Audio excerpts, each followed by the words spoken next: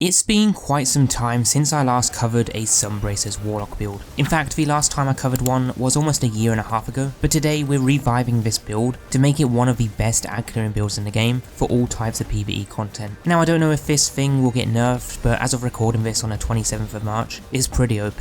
So we're going to be getting unlimited grenades that we can spam infinitely. We'll have restoration times 2, which will make us pretty much invincible. We'll have faster supers that we can get in roughly 20 to 30 seconds, and we're just going to completely dominate with this build. There are a bunch of other benefits too, which we'll get to later in the video, but the main thing carrying this build is the continuous loop between the melee, grenade and restoration times 2, because we can just float around in the air, being unkillable like we're some sort of sun god. It's honestly crazy. Now I'm sure other creators have probably already posted a build about this, since we're now close to the end of week 5 once this video goes live, but today I'm going to be sharing my version of this build and the route I took, which is honestly really good. It makes you so powerful to the point that if you use this build right the way it should be used, you physically cannot die. Now, do you want your characters to feel more powerful and look more beautiful? Then check out my new partner Apex Gaming PCs. I've got my own custom line of powerful PCs available that will guarantee you play flawlessly with maximum quality and performance. Whether you want a light build, a darkness build, or you want to go all out god mode, then Apex has got your back using some of the best and latest components available regardless of your budget. And on top of this, they also have finance options available so you don't have to pay all at once. You can also use my code DIVIDE for up to $250 off your next purchase. See my link and discount code below. You're welcome.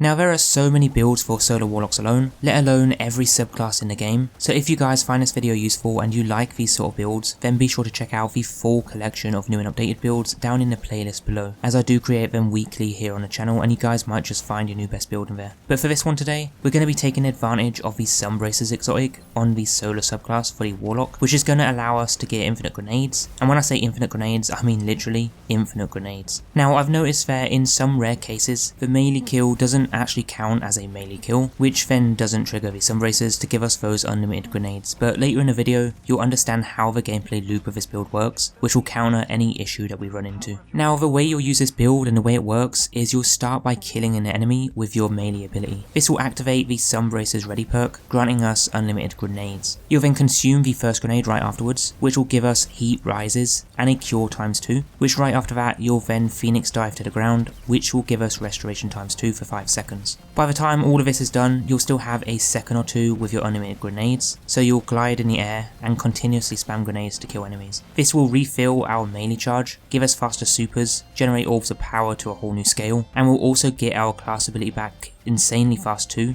for the times we need it, which we'll use to regain our restoration effects later on. Now if using this build the right way, you'll have those unlimited grenades and infinite abilities to chain on a loop as long as there are ads around to kill, and not only that, every single ability kill will refresh and extend restoration as well as heat rises. And restoration alone with its times 2 effect is enough to keep us in god mode. Honestly, this build is just god tier and it makes you a true immortal sun god. Now of course, as we're a Sunbracers build, we're going to be using the Sunbracers exotic arms. What this does is increase the duration of solar grenades, and solar melee kills grant unlimited solar grenade energy for a brief time. So make sure you're running this exotic with these solar grenades in the subclass, because that's what we're going to be taking advantage of. And these grenades are actually pretty good. They will scorch enemies as well, and eventually lead to an ignition, which can also stun unstoppable champions. Now we have the base build here, but the Sunbracers are requiring us to have a melee ready to trigger the infinite grenades. So we'll want to get infinite melees, and the way we'll do that is by our first aspect, heat rises. This will allow us to activate heat rises by consuming the grenade, and final blows while airborne will increase the duration of heat rises but also grant us melee energy, which is why you want to throw those grenades in the air, but you can just use your weapon as well. So therefore we'll get infinite melees as long as you're killing ads while flying around in the sky, and it's honestly pretty consistent because the grenades will pretty much do all the work for us. So we'll have our source of infinite grenades and infinite melees, which will solve that loop. But to take this build a step further, we'll be using the Phoenix Dive class ability. What this does is give us restoration times 2 when diving to the ground while heat rises is active. So again, you'll want to consume the first solar grenade to activate heat rises, which will then give us restoration.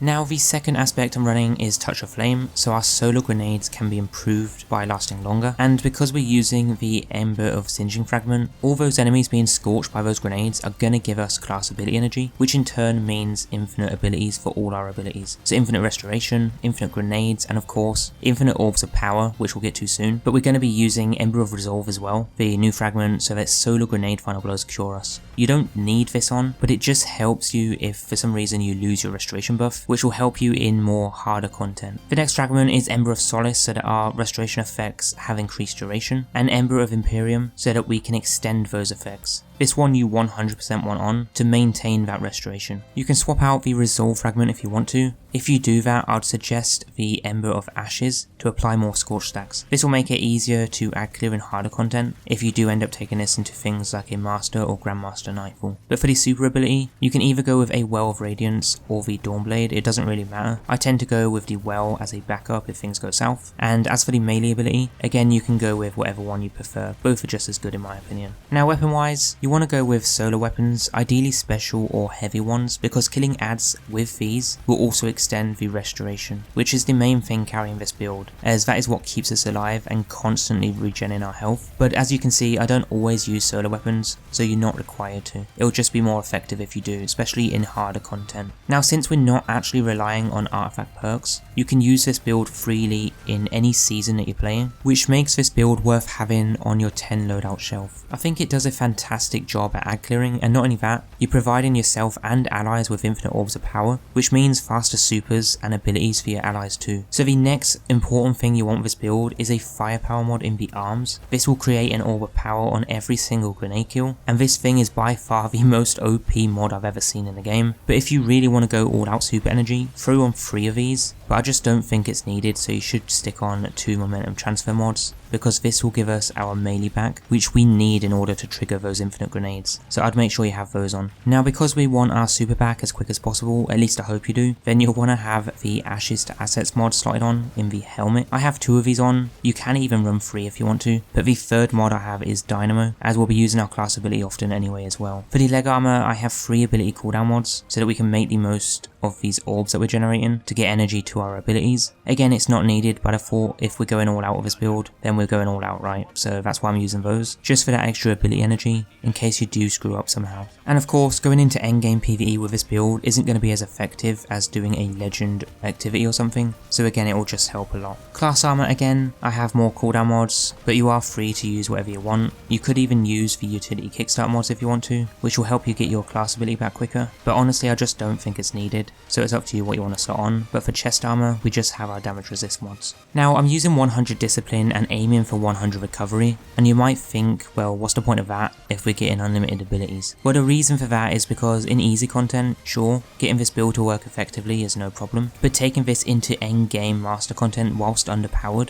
well, that's a different story. So having these mods and our ability stats as high as possible will help you counter that issue and make the build more effective in end game content, because a lot of the time your melee might not always get the final blow, and if that does happen, you're relying on getting kills in the air or even grenade kills, so that we can get that melee back as quick as possible for attempt 2, because without it, Sunbracers won't activate, and then you won't get infinite grenades, which defeats the whole purpose of this build. Now if you're not using Sunbracers or you don't want to use it, then honestly, I'd recommend the Starfire build instead, using Starfire, because that build will do a much better job, and is by far the best build in the game. I have already covered that one, which you can find in the playlist down below, so be sure to check out that build next, because I promise you, it's insane.